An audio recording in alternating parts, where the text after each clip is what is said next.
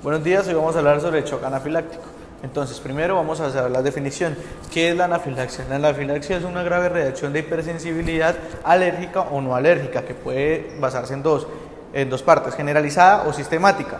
Esta puede poner en riesgo la vida del paciente, ya que va a tener cambios hemodinámicos por la exposición a un antígeno o alergeno. Vamos a hablar sobre las principales causas de la anafilaxia. Vamos a hablar primero por las alérgicas. Primero, los medicamentos están mayor frecuentes por los myorrelajantes, barbitúricos, opioides y los AINE. Los AINE con mayor frecuencia pueden ser alérgicas o no alérgicas, como el ibuprofeno. Por segundo, vamos a hablar de los alimentos. En adultos con mayor frecuencia se van a dar en los mariscos, en los huevos, en el pescado, en las frutas cítricas y las proteínas de la leche. Tercero, vamos a hablar del veneno de himenópteros, como lo es la avispa de chaqueta amarilla. Por cuarto, proteínas administradas parenteralmente, como es la sangre, algunas hormonas como la insulina, sueros como antitetánico y preparados alérgenos usados en el diagnóstico in vivo. Otra también sería los alérgenos inhalados, que es como el pelo del caballo, y por último el látex. Las otras principales causas de la anafilaxia son los no alérgicos, comenzando con los mediadores directamente liberadores de mastocitos, que pueden ser los opioides, myorrelajantes y soluciones coloides. Segundo, complejos inmunes, que pueden ser sangre, componentes sanguíneos y preparados derivados de la sangre. Tercero, cambio en el metabolismo de ácido arquidónico, hipersensibilidad al AAS y a los AINES. Y de mediadores anafilácticos o sustancias similares en alimentos, como la histamina y la tiramina. Y por último, otros agentes y mecanismos desconocidos, medios de contraste como radiológicos, alimentos contaminados y conservantes. Bueno, el cuadro clínico en la anafilaxia. Los síntomas de la anafilaxia se pueden dividir en tres, pueden ser leves, moderados o graves en shock. Estos se dan con mayor frecuencia en un lapso de segundos o minutos después de la exposición al agente causal.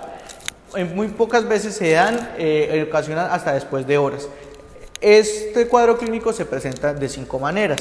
La primera, que es en la piel y tejido subcutáneo, se va a ocasionar urticaria o edema vasomotor, enrojecimiento cutáneo, y en la segunda, que es el sistema respiratorio, va a haber edema de las vías respiratorias superiores, ronquera, estridor, tos, sibilancia, disnea y rinitis. En la tercera se va a dar en el tracto digestivo, que esto va a ocasionar náuseas, vómito, dolor abdominal y diarrea. En la cuarta van a ser reacciones sistémica, hipotensión y otras manifestaciones de shock. Hasta en el 30% pueden aparecer simultáneamente el resto de manifestaciones de anafilaxia, o más frecuentemente aparecer poco tiempo después.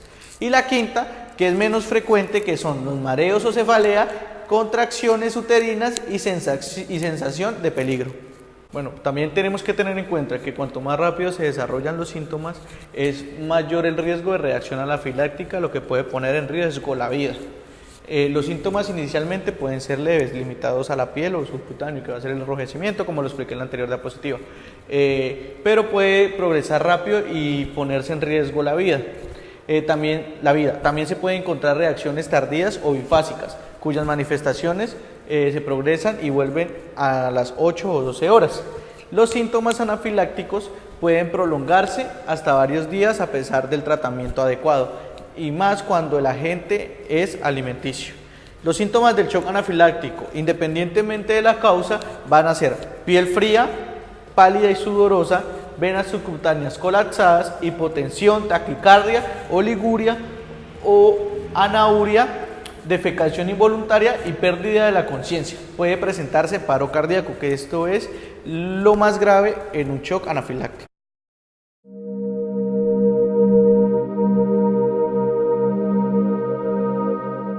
Tenemos un caso de shock anafiláctico, paciente masculino de 20 años, por picadura de insecto desconocido. Llegó al servicio de urgencia refiriendo ahogo, ruido y malestar generalizado e enrojecimiento facial.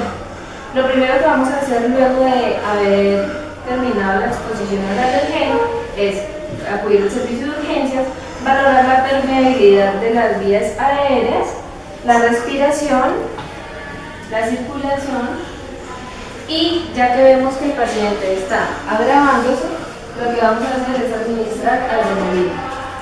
En cuanto más rápido se administre la adrenalina, más rápida será la eficacia del tratamiento. Lo vamos a aplicar de manera subcutánea y posterior a eso vamos a acostar al paciente en posición de cúbito dorsal con pies elevados.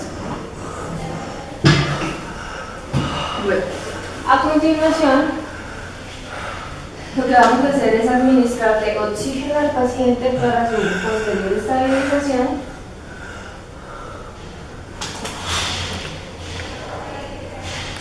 Enfermero, por favor, asegure acceso a venas periféricas, 2 cánulas y perfundir fluidos intravenosos, unos litros de cloruro de sodio, vigilar signos vitales hasta que el paciente esté estable para poder darle de alta.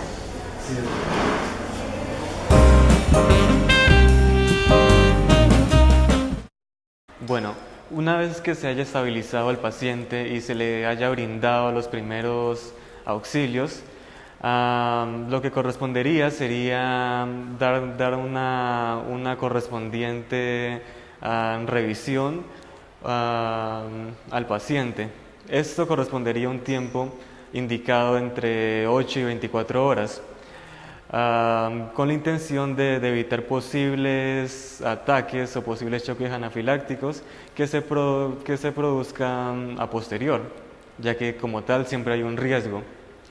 En el caso de que el choque anafiláctico no se haya especificado su causa, se recomienda que se analice al paciente con más detalle, ya que cualquier sustancia puede actuar como una posible amenaza. Como paso número 2, se recomienda que si el paciente no ha manifestado síntomas durante 8 horas, es posible que se le dé de alta. Entonces se le podrá prescribir adrenalina precargada en una jeringa para evitar posibles complicaciones en el caso de que se vuelva a dar otro choque anafiláctico. También se le puede dar como manera de prevención glucocorticoides y antihistamínicos. En el paso número 3 se recomienda remitir o dirigir al paciente al consultorio de alergología, con tal motivo para aclarar o establecer la causa del posible choque anafiláctico, bien sea por la picadura de insectos o por el consumo de alguna sustancia que pueda llevar a este evento. En todo caso, esto se hace con el motivo de prevenir el evento y para de cierta manera entrenar al paciente para un posible manejo inicial y evitar que se logren complicaciones.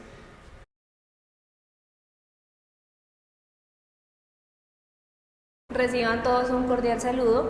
El día de hoy en este video vamos a hablar sobre shock neurogénico. Para empezar vamos a definirlo.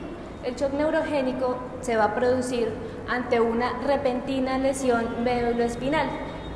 Lo que va a involucrar son los cambios hemodinámicos que se van a dar tras la lesión médulo-espinal. Sobre su epidemiología se conoce muy poco y se ha publicado muy poca evidencia en la literatura sobre la población pediátrica, pero hay algunos estudios de Estados Unidos que indican una incidencia de 1.99 de cada 100.000 niños con shock neurogénico alguna vez en su vida. Entre otras cosas, la causa más común del shock neurogénico de lesión médulo-espinal va a ser traumática, específicamente por colisión con automóvil o motocicleta. De esta va a ser de un 47 a 56%. Y de esta, el 67% presenta antecedente de inmovilización correcta.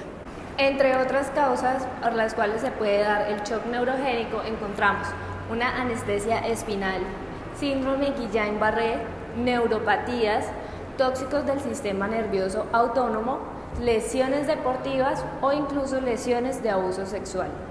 Respecto a su fisiopatología, durante los 3 a 4 primeros minutos que siguen a la lesión médulo-espinal, se va a observar una estimulación masiva y simpática y una actividad refleja parasimpática mediada por receptores alfa. Esto va a ser secundario a la liberación masiva de noradrenalina desde la glándula suprarrenal. Esto lo que va a producir es una injuria primaria al miocardio. Por lo tanto, el paciente puede presentar bradicardia, taquiarritmia e incluso hipertensión grave. Posteriormente, lo que va a ocurrir es un descenso de la actividad simpática por la interrupción de los cordones simpáticos descendentes. Esto lo que va a hacer es disminuir el gasto cardíaco, la resistencia vascular periférica y el paciente va a presentar bradicardia, hipotensión e hipotermia. Además, el shock neurogénico se produce cuando la lesión se encuentra por encima de T6, ya que los impulsos simpáticos cardíacos se originan a nivel de T1 y T4. Esto va a ser causado por la ausencia de actividad simpática, la pérdida del control supraespinal en presencia de tono vagal intacto a través del nervio vago. Se puede presentar en el momento o incluso hasta varias horas o semanas después. En cuanto a sus manifestaciones clínicas, es fundamental definir a través de un examen neurológico el nivel y la extensión de la lesión, de acuerdo con los estándares internacionales para la clasificación neurológica de la lesión medular. Este va a ser dada por la American Spinal Injury Association y de la International Spinal Cord Society para poder realizar un diagnóstico efectivo. La presencia de shock se va a manifestar por hipotensión, bradicardia, que se va a exacerbar con aspiración de secreciones.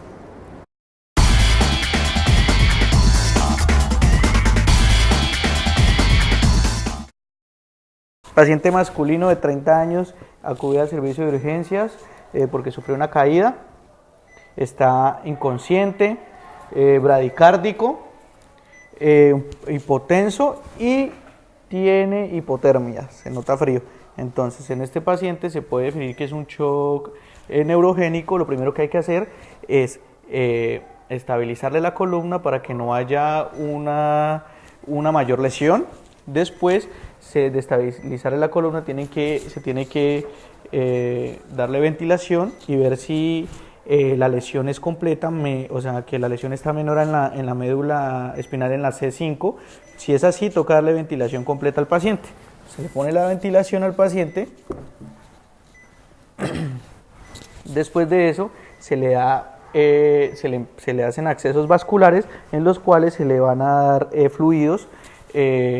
Por la hipotensión se le va a dar fluidos con 3 al 3% de sodio, ya que así con estos fluidos cristaloides dará una mejor tratamiento para la hipotensión. Como el paciente está bradicárdico, toca aplicarle una atropina de 0,1 a 0,2 miligramos para controlarle la bradicardia. Después de esto se tiene que controlar la hipotermia y estar observándolo el gasto cardíaco, ya que puede presentar un shock refractario. Entonces, después estar en observación las próximas 8 horas para que no presente un shock refractario.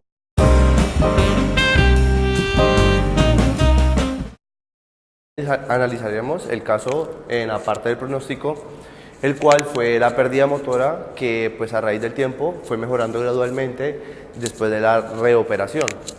Esta pérdida motora tuvo un grado de 3 en el gastrocnemio y 1 en el músculo peroneo largo.